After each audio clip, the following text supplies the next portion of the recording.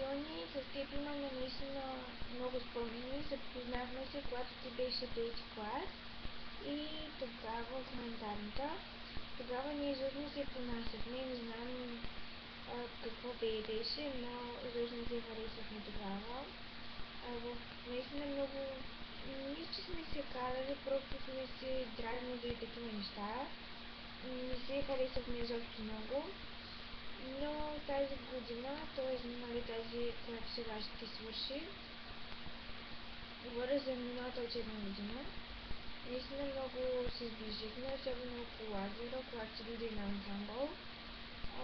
Разбрах, че наистина си много хубав човек, като не само като външност, която аз естествено не отричам, но като човек. Си наистина много мила, много си добра, много си нежна, знаеш как да подхождаш към нещата. И се разбрахме така, ако има нещо, винаги да се казва, което ни дразни на другата, защото хубаво е, когато човек си казва и истината, нали така. И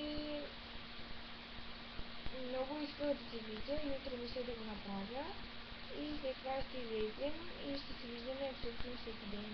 Много се радвам, защото наистина си много добър човек и наистина аз наистина много държа на теб, въпреки че от 2 години се познаваме, някой ще каже, че е малко, други ще кажат, че е достатъчно, но за мен са достатъчно, за да разбера, че си много добър човек и това е.